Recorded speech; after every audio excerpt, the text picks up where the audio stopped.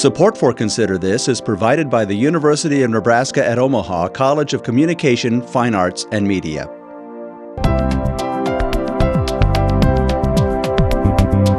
Consider This, a program of issues and information behind today's news.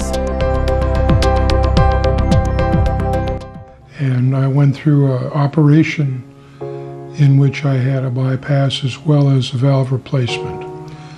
And after 7-8 days in intensive care, it was time to go to rehab. I really couldn't wait for him to get home from the hospital. But I was also terrified of how was I going to manage this? I'm under 5 feet. I'm a little over 100 pounds. If he needed me, what was I going to do? And this was a constant concern of mine. Now what? Hi everyone, I'm Kathy Wyatt. Welcome to this week's edition of Consider This. Our topic, the Assisting Caregiver Transitions Act. Joining us to talk more about it are Senator Sue Crawford of Bellevue and Mark Intermill, Advocacy Director for AARP Nebraska. Welcome to the two of you. Thank you so much for being here. Thank you for having me. Yeah. Senator, 104th Legislature, right. Second session, wraps up on April 20th, right? Give our viewers some highlights of that, if you would. Sure. So it was a short session, so we have a shorter time to consider bills. We still got several bills passed. And one of those was an effort to provide a prescription drug monitoring. And this is to address the challenge with opioid abuse. And our state was one of the last ones to really put together an effective prescription drug monitoring policy, and so that's going to be very important in making sure that we're able to tackle that challenge that our state and many other states are facing with that issue. We also continued our work on justice reform, and so we had bills, including bills to continue our work to crack down on sex trafficking, and bills to improve juvenile justice in our state, including a bill to require juveniles to have counsel at a key point in that process.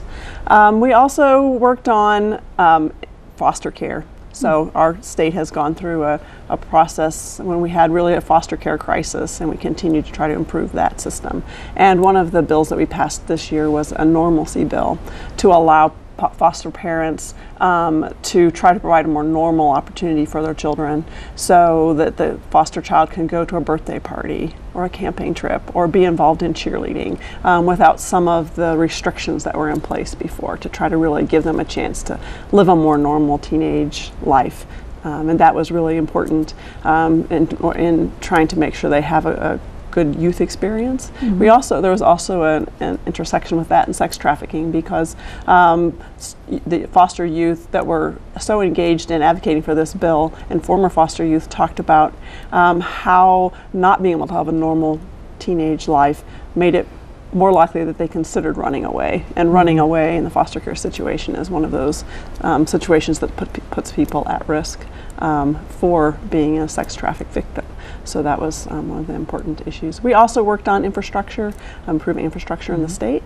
And one of the packages of bills that we passed that includes the bill we're talking about today included also a home health care bill of rights. So that was an important bill to make sure that people who are caring for a loved one have more information about what their rights are when they're asking someone or hiring someone to help with those tasks. Yeah, a few of the items on your own legislative agenda. We want to put this up for our viewers as you're talking about this, Senator, because I think oftentimes we don't think about things that are going on behind the scenes. So we're putting up now for our viewers your own agenda. Talk about that a little bit.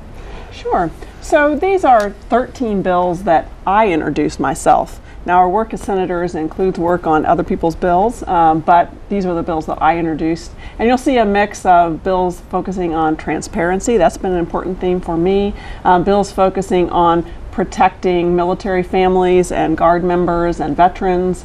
You'll also see bills in here including the Nebraska Advantage Transformational Tourism Redevelopment Act that are focused on economic development, and other bills just to help municipalities engage in economic development. So I am chair of the Urban Affairs Committee. So we had some other bills that I ushered through as chair of that committee. They were also really focused on strengthening our municipalities' economic development tools. That was our committee, a key part of our committee's agenda for the session.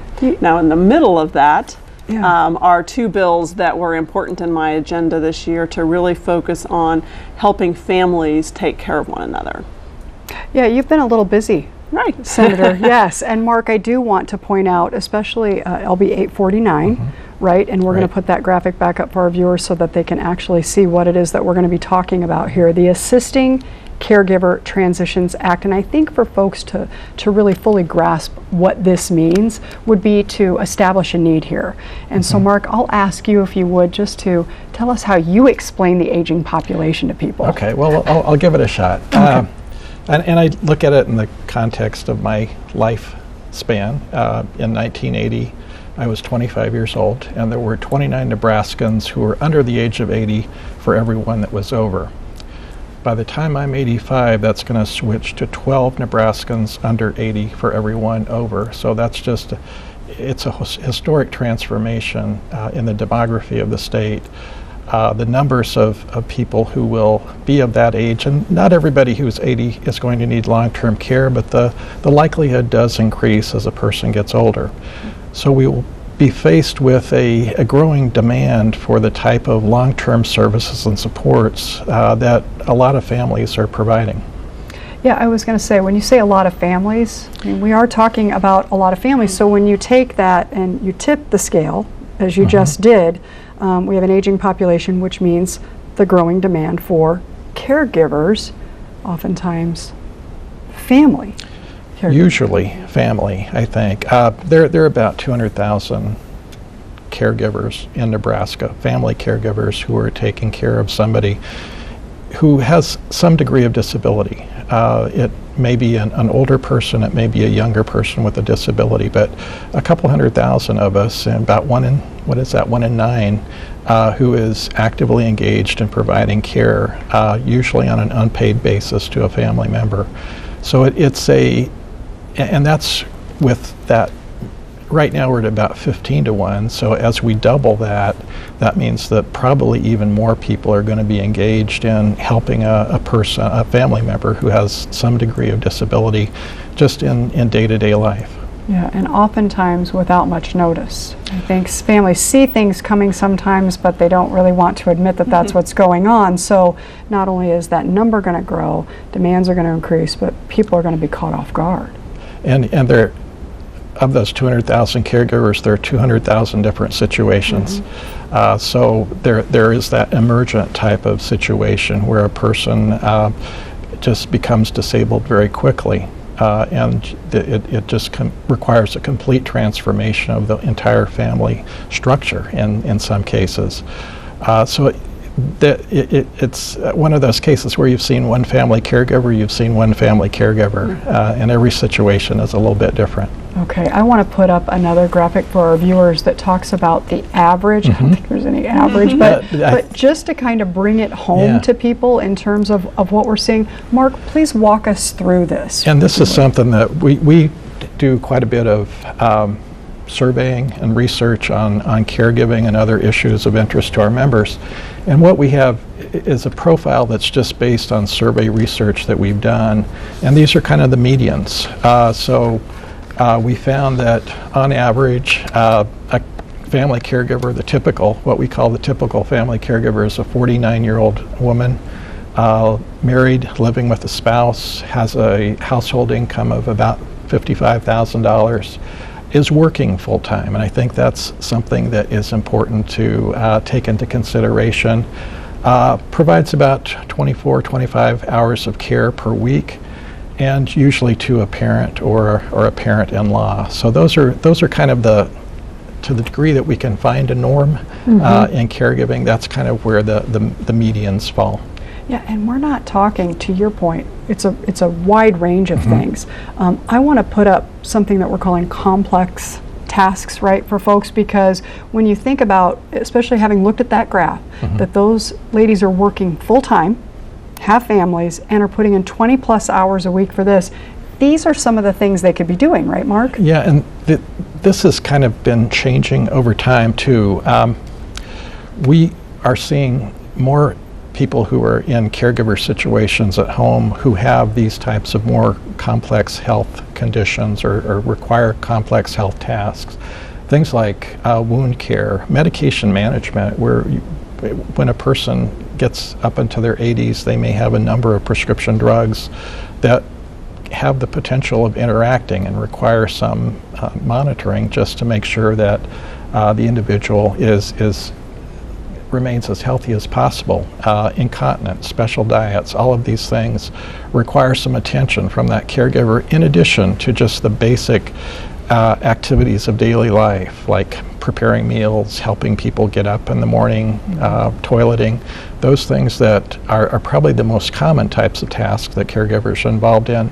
These on top of them make it a little bit more complicated. Well, absolutely. And if something does go awry in any situation, but when you think about that list with the wound care and the medication management, and I'm gonna kind of point out the medication management for a minute. When someone's prescriptions are not handled properly, Mark, talk to us about some of the outcomes there.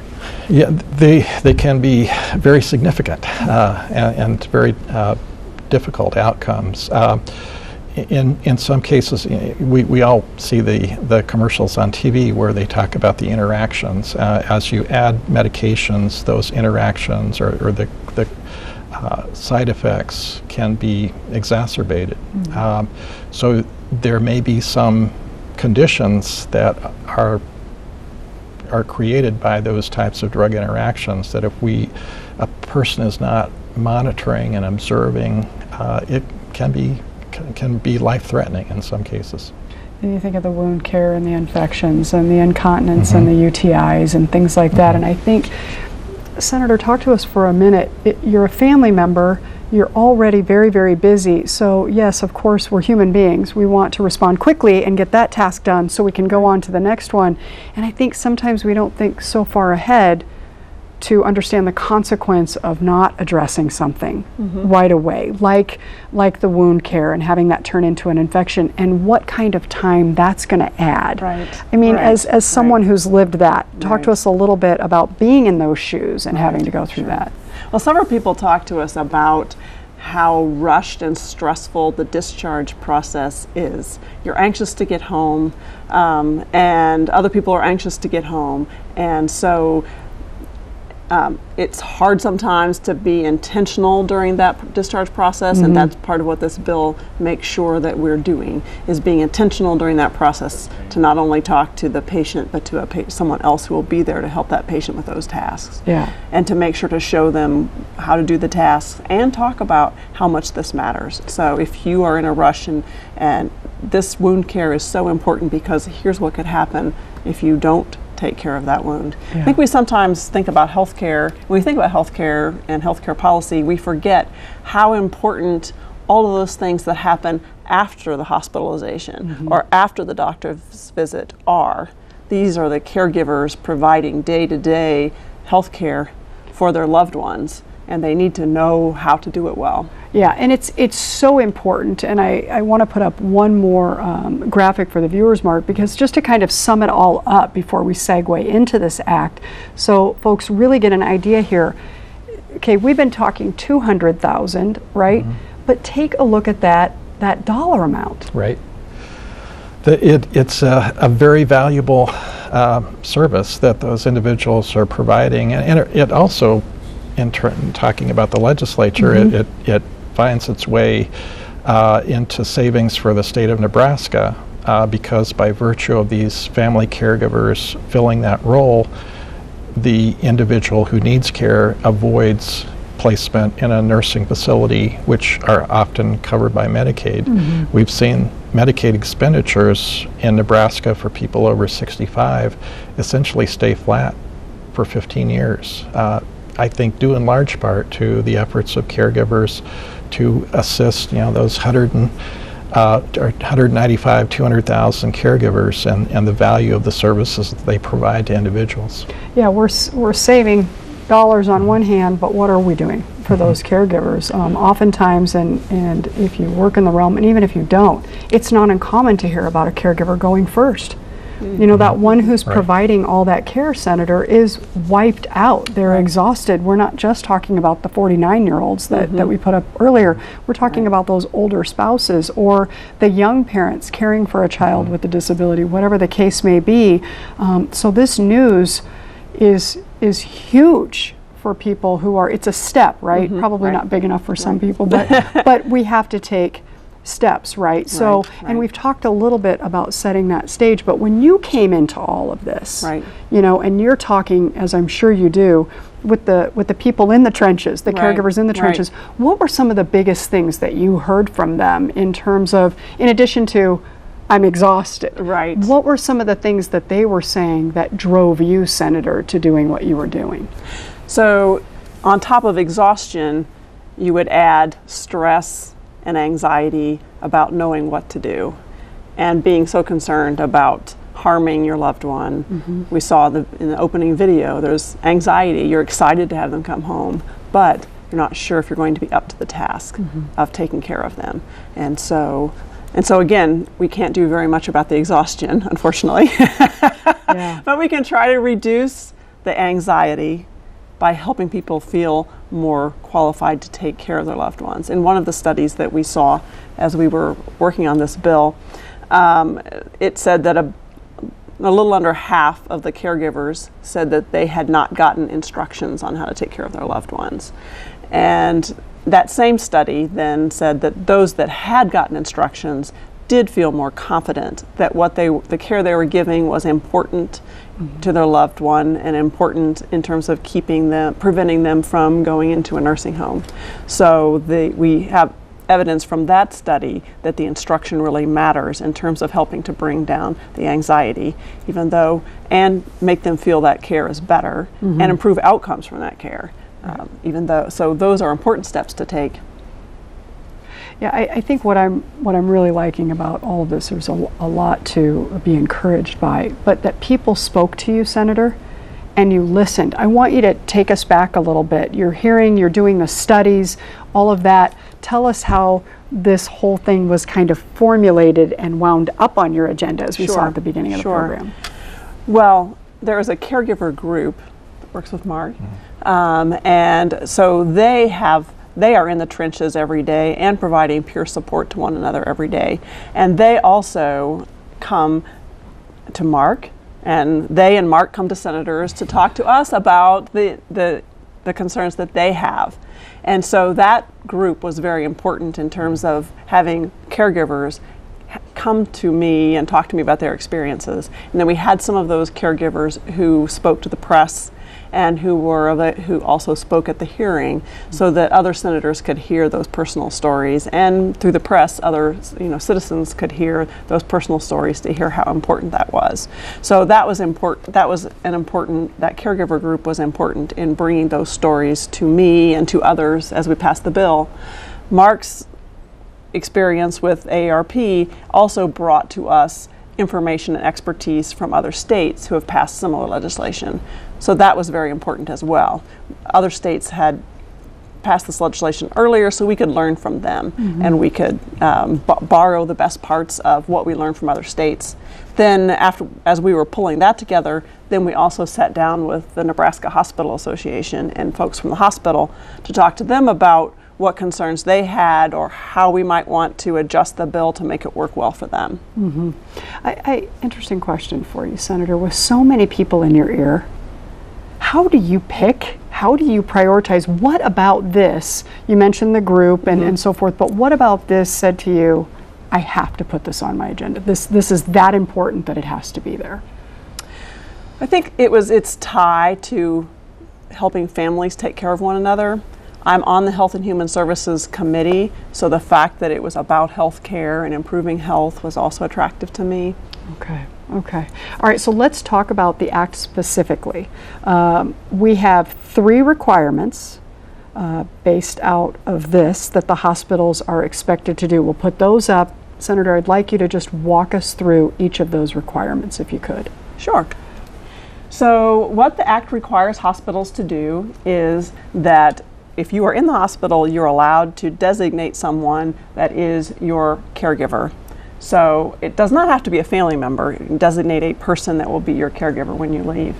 That person then it becomes a part of your record at the hospital, the information about that person, and that person must be informed if you're discharged or released to another facility. Also, the key part that we've been talking the most about is the third part, and that is that the hospital is supposed to give you an explanation or a live instruction of what you need to know to help take care of your loved one when they're discharged. Okay, so Mark, being the advocate, right, that you are, talk with our viewers, please, in terms of what they need to do, because sometimes self-advocating and can be tough, especially in an environment like that. So they know that their loved one's going to go, or even they don't know, right? What steps do they take once they step foot in that hospital? I think the first step is making sure that the person being admitted does designate a caregiver. If they don't have to.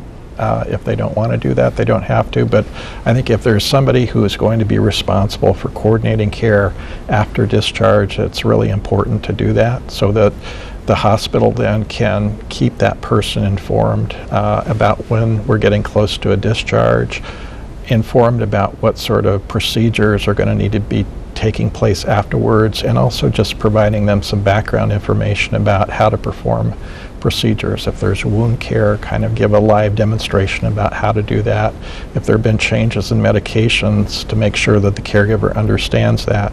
I think with readmissions to hospitals, which is something that I think hospitals and everybody is trying to reduce, and having some success. The medications seem to be one of the main issues that need to be focused on to make sure that that any changes that have taken place are understood, and that the caregiver understands what sort of changes have taken place, so that they make sure that that medication regimen is followed. Mark, let me ask you something, because even if the explanation is as great as it can possibly be before you leave the hospital, what kind of support are these designees receiving after they get home or to the next place? That's a great question, and I think that goes, in some cases there may be a home health agency that does follow the person, and I think and may be able to provide some of that wound care, just to come in and make sure that the person is comfortable with that. There are also other organizations in Nebraska.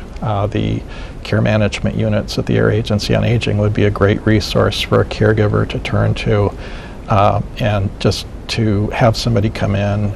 Usually those care managers are registered nurses, so they can maybe provide a little bit of assistance during that transition.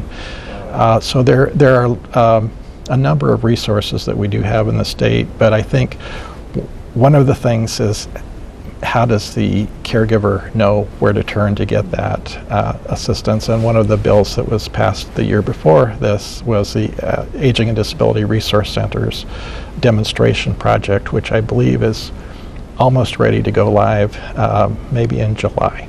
So. Okay. I'm going to ask a silly question, but I'm going to ask it. Do hospitals across the state, the assumption would be that they know about it because it is what it is, but do they know, Mark? Yeah, they do. And I want to say, as Senator Crawford mentioned, the national research was that half of the people who went home said they didn't get instruction. We ran that same survey in Nebraska and found a much higher percentage that said that they did. So I want to give credit to Nebraska hospitals for doing this more frequently than hospitals nationally. But they were involved, as Senator Crawford said, in the discussions. The Hospital Association was a great partner to work with. So I think we are in good, I hope that we are in good shape. I think we're in good shape. We have some informational materials that we're getting out to our membership about the Assisting Caregiver Transitions Act. We have a wallet card that people can take, put in their wallet, so that's there when they go to the hospital. So we're trying to make sure that consumers understand it, and I think hospitals will be very good partners in this process. So who in that hospital system, because they're doing so much work for so many people, who's that point person, Mark? Is it that social worker who's in charge of the discharge planning, or who's that point of contact? It will start with admissions. Okay. So that's where the individual will designate a caregiver, but that will go into the record, and so it will be, as we get into discharge planning, it will be that discharge planner or social worker who is will actuate it to make sure that it actually works. So how can we help the social worker help the designated caregiver? Because they've got so much going on already. So what can we do to help them help us in our situation, right? I think you'd mentioned self-advocacy earlier, and I think that's just to make sure that the individual, the patient, and the caregiver are fully engaged in the process. Good discharge planning starts at admission, and I think that's the point at which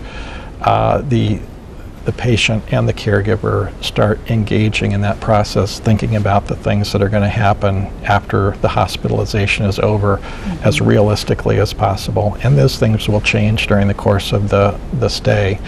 But just to be, I think being good consumers requires understanding and making sure that the provider of services is aware of your needs. Okay. Which is why this show is so exciting, that you're helping people know about this act, to know that they have the right to declare a caregiver and have that caregiver get instructions. Yeah, just opening up the dialogue is really good. 30 seconds, Mark. What's next for AARP when it comes to caregivers then? Well, we saw that a significant portion of caregivers are employed. One of the bills that Senator Crawford introduced last year was the Paid Family Medical Leave Act. We're also looking at caregiver tax credits, because especially if caregivers leave the workforce, that means they disrupt their income stream, their retirement processes. So we'd like to make sure that there's some compensation, small amount of compensation for caregivers. Okay. Excellent. You're both doing such great work. Thank you so much. We want to put up some websites for our viewers in the event that they would have more questions. Something tells me that they will. Mark, I do like what you said about those little cards. Can people just call AARP to get a hold of those? I saw the stack. It's huge, Mark. You have just plenty to go around. They can carry that on their person and be reminded of what we've been talking about today. So legislature.ne.gov and states.aarp.org. Mark, Senator Crawford, thank you so much for being here and for all the work you're doing on behalf of Nebraskans. We appreciate it. Thank you. And thank you all for watching. We'll see you next week.